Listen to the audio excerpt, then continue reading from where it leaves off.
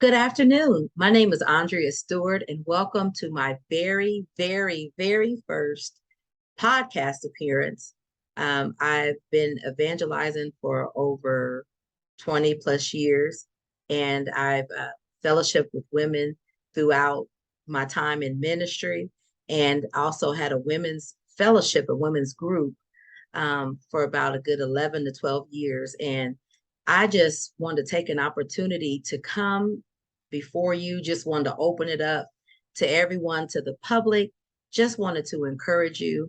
Um, like I said, I've been ministering to people for quite some time and just was asked to look at doing something like this because of the inspiration that some people have shared that they've received throughout the years. And to be honest, I enjoy working with women as well because the interaction that I have and feedback, it keeps me going, it keeps me grounded, and it's a blessing to me. But I just wanted to say that this is the very first time that I'm doing this, and I'm excited. And I just hope that one person at least, can gain something from the information that I have. I don't know a lot, but I know enough.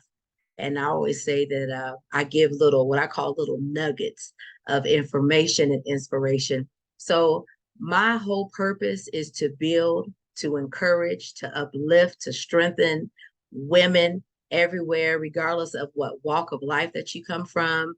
This is not a church-based group, but I started it because of a church that I was a part of in ministry. And we started a group because it was so many different women from so many different walks of life that was dealing with similar issues. And so, like I said, about 12 years ago, decided to gather the women together, have a weekly time to just meet and talk. And it's always been, like I said, a great inspiration, not just for others, but for me as well. And I'm just so grateful that I've been able to be the facilitator or the person that has started the group. So today, I just wanted to talk a little bit about rejection. And I feel like I can relate to that subject because that's something that I struggled with. And at times have to make sure that I don't revisit that state of mind of rejection. And so I can only speak from a woman's standpoint. I can't speak for men. I'm not trying to go there, but I can speak as a woman, and not all women, but some women. And this, some things that I've identified in myself, in my personal life, as well as dealing with other sisters. If you have a sense of rejection, then at times, we can look at other people. We can say that family members, or we can say that spouses, or school, or just wherever it started. It could be from friends. It could be you stuck out at school. Just different things that has an impact on you. If we don't deal with it, then what I've seen is it will continue to deal with us. So I always have this saying, there's actually a message that I had ministered years ago, that if you don't deal with it, whatever it is, it will continue to deal with you. So not facing issues, not resolving issues doesn't make them go away. It just might cause them to die down for a little while. But guess what? That same thing is going to come back again until we overcome it. So we have to learn how to overcome some things. So let's talk about overcoming rejection. The way to come out of something is to go into it. And what I mean is, we don't like to deal with things that hurt us. We don't like to deal with subjects that are hurtful. Maybe we have to revisit a past relationship. Maybe we have to revisit our childhood. And so what we've done is we just blocked it out of our mind. And so out of sight is out of mind in some people's, in the way some people perceive it. But to be honest, there's things that eventually down the line that can trigger those things, or triggers that can cause those things that we've been hiding, that we've been putting back in our conscience and our subconscious. It's just stuck in the back. But guess what? It's still there because it hasn't been dealt with. So when we look at rejection, it could be from so many different standpoints. It could be you being a little girl. Maybe you didn't feel like you had the validation. Maybe You came from a single parent home. Maybe you came from a two-parent home, but maybe you didn't get the words of affirmation that you needed, or you were told enough that you're beautiful, or, that you're a princess, or whatever positive information that you needed to make you feel a little bit more secure about yourself. And so what I've seen, and I can only speak from my experience, is I came from a single parent home. And, my mother was a young teenage mother trying to raise me. And of course, she had to have help from family members and her mother and different things. And I never, when I was younger, I didn't have any interaction, never had any interaction with my father or his side of the family or anything. So I grew up in a household, by the way, which I didn't look anything like anyone in my household. I don't look like my mother, which is okay. So, but the point that I'm trying to make is I didn't have a sense of identity. Like I couldn't really identify with my looks, with my personality, the way I did things. I just felt like I was always an outcast, a sore thumb. And no one really treated me that way, but I had a sense of not belonging. And that's really what rejection is when you feel like out on, on the outside, or you feel like you're not accepted, you feel, or you can feel rejected. And that was my issue. So I grew up, couldn't identify with anyone, couldn't see anything in common I had with anyone, just on a day-to-day basis, just totally different. I used to drive my mother crazy. My personality, silly, and just I'm outgoing, I'm loud, and she's quiet, and she's a total opposite of what I am. So I didn't really know what it was about me, why I was so different. I just kind of used to beat up on myself a little bit, like something's wrong with you. You're not normal. You can't find a sense of normalcy here. Like everyone around you, they love you, but you still don't feel like you belong. And so with that being said, it wasn't until I got a little bit older, I was able to meet some good friends, and they introduced me to some positive people, and I started going to church. Now, this is my journey. It doesn't have to be yours. Just setting a case, giving you an idea of where I'm coming from when I'm talking about rejection. And it was in that moment that I was able to find some peace, because I was around people who were just from all different walks of life, all different ages. And I learned how to be okay with being totally different, but being in the same group of people. And so I'm not saying that I didn't learn it in my house. What I'm saying is I just couldn't really identify with people in my house. I was first grandbaby, so my grandmother spoiled me. I looked up to her as a type of mother as well, because she was there all the time. She was there along with my mother. And again, this is just my story, but I'm trying to build a foundation because I want you to see why I'm talking about this and the outcome of it. And so went to church and was around so many different people, and I started feeling a sense of being positive, because rather I wanted to acknowledge it. It might not sound good by me even saying it, but I had a negative attitude in my mother's house. I had a negative behavior pattern because I was acting out like I didn't know how to fit in. I didn't look like anyone else, and so to me, I was an angry child. I was just angry all the time, and I would blame it on, oh, I'm having a bad day or what. But basically, what it was, I was stuck in a frame of mind where I constantly looked at a group of family members, and in my mind, I'm like, am I adopted? This can't be true, because I didn't know my father's side. Never seen pictures, didn't know who they were.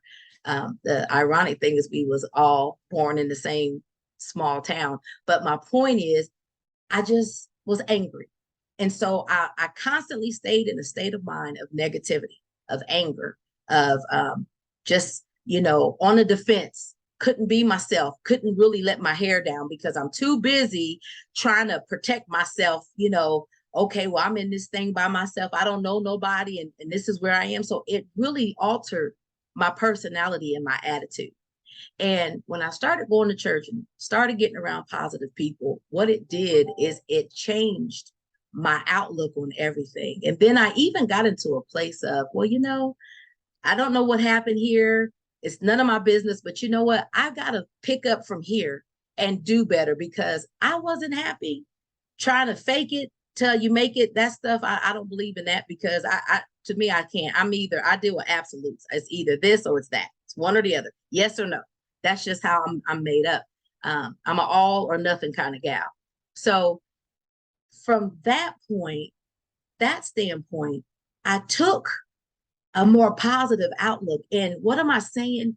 Dealing with rejection or anything that's negative, the only way to get rid of it is that you put the opposite of that. In other words, when I started thinking negative thoughts, when I started going into that mindset of feeling not accepted, I started encouraging myself, you are accepted. Yes, you are, because I mean, I wasn't adopted out. That's my mother. I mean, she had me there. She did the best that she could. So I had to start looking and pulling from positive things that were happening. Sometimes we focus on everything that went wrong to the point that we can't see what's going right or, what's going on. And so what am I saying? Your focus, we have to refocus. My son gave me a saying. He said, and I know someone has shared it with him. He shared it with me one day, and I really kept it and pondered on it. The saying is, where your focus goes, that's where your energy flows. So whatever you're focusing on, whatever you're pondering on, if it's not positive, if it brings bad feelings, if it brings negative feelings, why continue to go back to that place? It's time to gain healing and gain knowledge of who you are. And if we're so focused on what we're not or what we don't look like or where we don't fit in, then you'll never get a chance to explore where you do fit in, what you do look like, what you can look like. So what I started doing is in my mindset, I started shifting it. I said, everything that I didn't have, that I felt that I needed to be a positive person, to feel accepted as an adult, I started focusing on that. And I said, you know what?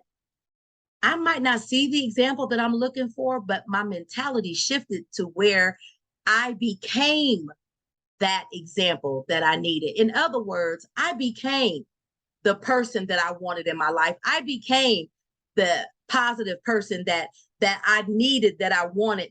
I became that. So sometimes we look for people or we look for things to come into our life to alter it, to make it better. But all the while, you are the only one that can change your situation. You are the only one that can change your mind. You are the only one that can change your heart. You are the only one that can decide that you want better. And so if we want better, what happens? We do better. So when we talk about rejection, just on the surface, because this is a deep situation, maybe we'll have a part two. I just wanted to get an introduction out there.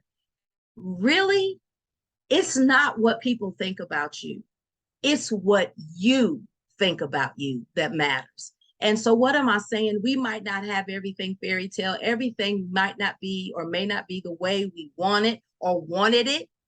But moving forward, we have to look forward. We have to press forward. We have to move and stop looking back, because the past, that means that's something that's behind us. We have to learn how to get past our past so that we can see what's before us. You can't move forward looking back. You can't see what's in front of you if you're constantly looking back. So what am I talking about rejection? What am I saying? That we have to learn how to accept ourselves just as we are. If there's things about us that we don't like, if there's things that we want to make a difference or we want to make a change, let's not look for other people to try to change our world, or let's not give them that kind of power over us. No, you and I have the ability to make changes within ourselves, but you have to want it. And what am I saying? I got to a place where I was sick and tired of being sick and tired. I got tired of feeling sorry for myself. I have a saying. I call that the pity party committee. I turned in my resignation to the pity party committee. I felt like I was, on the board, the executive board, feeling sorry for myself. So that limited me from trying. It limited me from trying to do positive things, to move forward. I was so limited in rejection because my excuse was, well, I don't know who this is. I can't identify. I don't belong here. If that's how you feel, if you keep saying that, then that's what it is. So words are very powerful. I know that they use a saying that sticks and stones may break my bones, but words will never hurt me. That is not true. There's a lot of people that are damaged by words. Words are very powerful. That is how our creator created everything. He spoke it. He spoke words, let there be, and it was. And so, not comparing ourselves to him, but we have the ability to speak things out into the atmosphere. We have the ability to speak life into our life. We have the ability to speak death in our life. And I'm not talking about a physical death, but if you have already made up in your mind that you're not going to be successful in something, guess what? You won't be, because you're the one that believes it. So, what am I saying? Give yourself a chance to be accepted. You accept you. How about that? How about we start with us, and then it'll spread out to everyone else? Everything that we do, everything that we have, it starts with us. We came in this world by ourselves, and we're going to leave by ourselves. In other words, it is up to you and I to decide how we want our today to be, our tomorrow, and everything. So no one can decide your destiny other than you, because there's a lot of things we need help with. Like I said, I don't want to make this a religious background, but I mean, as far as talking, but I will definitely have to implement God, because I am a minister of the gospel. I believe in it. But my point is this: we have a supreme being. We have a God that looks over us, that loves us, that created us, that keeps us and sustains us. If you can't find anyone else to agree with, you can certainly get in agreement with him, because he's in agreement with you, especially if you're wanting to do the right things and good things and things that are edifying. So what am I saying? Reject rejection. Get rid of it. There is a scripture in the Bible that says that if you resist the devil, the enemy, he will have to flee from you. In other words, negativity can't linger, it can't live, it can't stay around unless you invite it, unless you welcome it. Just like a person can't stay at your house unless you welcome them to stay in your house. It's the same thing with anything else. If you don't want to feel that way and you're tired of it, maybe you might find, for those who don't know their parents, or, we have people that are adopted. Some people may never find their biological parents, but just being able to pick up those broken pieces, that place of brokenness where you are, and take those pieces and put it together. It might not look like an average family or but guess what? Make it your own. Pour your heart into it. Give it your all. Become the person that you wanted as a parent, or that's missing from your life. Whatever it is that you feel like you're missing, implement that in your life and become that, so you can be that for your children, your children's children, or for someone else. It doesn't have to be your own children. It could be anyone else. So I'm going to say this last thought, and I feel like I have to come back and revisit this rejection, because I felt like I just scratched the surface, but I wanted to just do enough just to get my information out there, just to give you a small nugget, just to maybe give you something to think about. If you don't like your situation, or you don't like the way someone is treating you in a situation, don't become the thing or the person that you despise. In other words, if you have someone talking to you crazy, telling you off, calling you out your name, and it makes you angry, it makes you upset, don't turn around and become that person and do it to someone else. We can be better, but we have to want it as individuals. What am I saying? Rejection can be overcome and taken by acceptance. You might not have the looks that you want. You might not have the looks that people think that you should have. It may be people are saying you don't look like this, you don't amount to this, you don't amount to that, but it's not what people say. It's what you say. It's what God says. He has the final say. There is a scripture. It says, sow a man thinks in his heart, so is he. So it doesn't matter what your neighbor thinks, doesn't matter what your woman thinks, your husband thinks, the kids think, the dog think, the cat, it don't matter. At the end of the day, what do you think about you?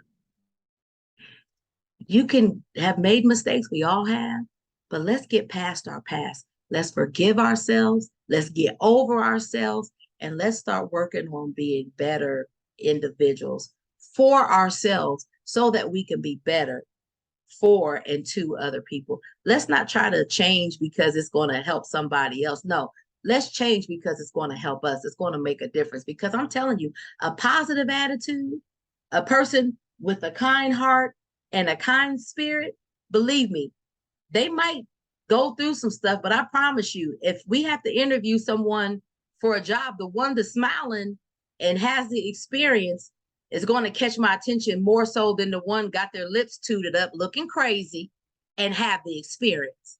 No one wants to be around a Debbie Downer. No one wants to be around woe is me.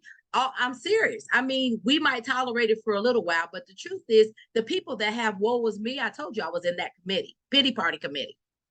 That woe is me stuff, after a while, people won't stop answering your calls. Because why? Because as soon as they see your number coming up, oh, something's wrong now. So let this be a new day of a better day, of some of the best days of your life. Better days ahead. That is my prayer for all of you. I hope that I've said just a little bit just to get you thinking. But this may pertain to you, it may not. Maybe you heard it and you're listening to this and it's not your situation, but it's someone else.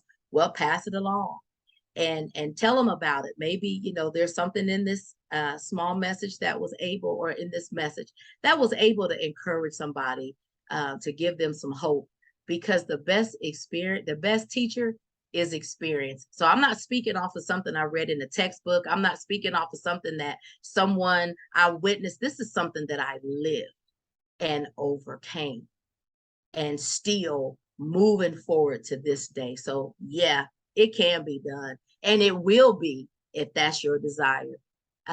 Whatever you do, I want you to hit the subscribe button. Please, please support and encourage. And like I said, if this is not for you, that is okay, but it's for somebody. Believe me, we all have family members, we all have friends, relatives that may be going through or have gone through this. But I just want to throw that out there because I know there's so many people that don't say a whole lot of things. But I believe in this season, I have that voice. I want to be a voice for those who are looking to come out and overcome negativity and rejection. I just want to be a voice. I'm not the voice, but a voice, a representative to encourage my sisters that you can make it, you can, and you will. And you know what? You declare it, you speak it, you believe it, you say it out of your own mouth. And guess what? And it is so. Don't forget to hit the subscribe button and have a wonderful day. God bless you.